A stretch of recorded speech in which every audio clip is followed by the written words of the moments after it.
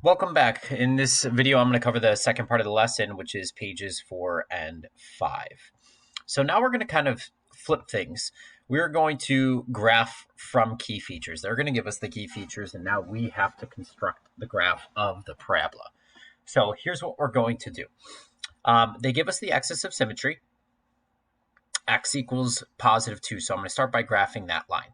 So I'm going to start at the origin, go to the right 2, and I'm going to graph this vertical line at x equals positive 2. That's going to give me the line that the parabola is symmetric around, or that the vertex is on, or that cuts the parabola in half. Concave down tells me this opens down. The domain for all these parabolas is going to be all real numbers, so negative infinity to positive infinity. The range, that's going to help me understand if the parabola opens up or down. It said concave down, so the range here is from negative infinity to positive 5. So that tells me 5 is my max. My vertex is 2, 5. So I'm going to graph the point 1, 2, 1, 2, 3, 4, 5. I'm going to put a point at 2, 5. That is the max. My x-intercept's negative 3, 0. I'm going to move to the left 3 of the origin, put a point.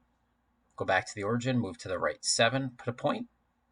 Those are my x-intercepts. And the y-intercept 0, 4, I'm going to start at the origin, move up 4, put a point. So I have 2, 5 is my vertex. This is going to open down because it's concave down. So then I'm just going to construct this parabola, which we're going to look at Mrs. Roan's key here. Concave down. The range, when I said negative infinity to 5, 5 is the max. You'll see that on her drawing here. The vertex 2, 5. The x-intercepts negative 3, 0 and positive 7, 0. And then the y-intercept of 0, 4. So you have these 4 points. Now we're just drawing a smooth curve through these 4 points. This dashed line is the axis of symmetry. We're going to draw it as a dashed line because it's not part of the specific graph itself. All right, so what I want you to do now is go ahead and pause the video in a moment, and you're going to try this next question on your own. Using the key features they've given you and the graph, construct the graph based on these key features, and then come back and check and see how you did. Okay, so here goes. Axis of symmetry, x equals negative 1, so I start at the origin. I'm going to move to the left 1. Let me make this back to full size. So here is the axis of symmetry, this dashed line here. Cuts the parabola in half. The vertex or the turning point is on that line. Concave down, so this parabola opens down. The domain is all real numbers. The range, negative infinity to 3, that tells me 3 is my max. And my vertex, negative 1, positive 3. So I start at the origin, to the left 1, up 3. There is my vertex. X-intercepts, starting at the origin to the left 3, and starting at the origin to the right 1. So those are my two x-intercepts. Y-intercept, starting at the origin, and I'm moving up 2. So that's where those 4 points come from. Concave down, this tells me this parabola opens down. All right, let's look at the last one on page 5. So same directions, just different key features. So go ahead, pause the video again, work through this on your own, and come back, and I will go through it. So here goes on page 5. Axis of symmetry, x equals 2. So I'm going to start at the origin. I'm going to move to the right 2. Here is this line, x equals 2. I'm graphing it. I would use a dashed line personally. Concave up, that tells me this parabola opens up. Domain is all real numbers. Range is going to be from negative 3 to positive infinity. Because this parabola opens up, now we're looking at a minimum at negative 3. The vertex is 2, negative 3. So I start at the origin. I move to the right 2 squares, down 3 squares.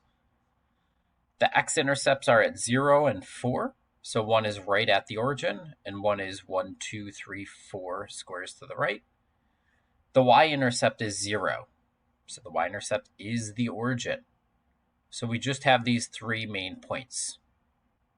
And then I'm just using a smooth curve to go through those 3 points to sketch my parabola. Okay, at this point, what you need to do is you're going to have your assessment for this week. Do I have it? I thought I had it open, but I don't. You're going to work on questions number 1, 4, and 10 of your assessment. 1, 4, and 10. I'm opening it now. Here's question 1. It's talking about concavity, and which has this y-intercept. So we did talk about that back at the beginning of the lesson, how to tell if it's concave up or down, and the y-intercept just being that constant, that point C on its own. And I did a couple of examples here showing you that. Then question 4, explain what part of the equation determines if the vertex is a minimum or maximum using this standard general form. So this is going back to the idea of, is the graph concave up or concave down? Okay, if the graph is concave up or concave down, that tells you if you have a minimum or a maximum. And we talked about how to tell. You're going to look at A. A is the value of the quadratic equation that tells you if the graph is concave up, concave down, obviously if it's going to have a min or max. So you can use that to answer that. And question 10, you're going to have a graph here, and you're going to be doing this on paper, not on eDoctrina. This is what we just did on page 4 and 5. They give you some information about key features. You're going to construct the graph of the parabola. So be detailed, be explicit. Finish up question 1, 4, and 10. When you're done with that and it's been checked, then you need to go back to your yellow check of understanding from last week, or your pink factoring quiz from a couple weeks ago, or your topic D quiz from about a month ago. If any of that is not finished, you need to take the remainder of the class time and finish those assessments. So thanks. I look forward to seeing you next week, guys.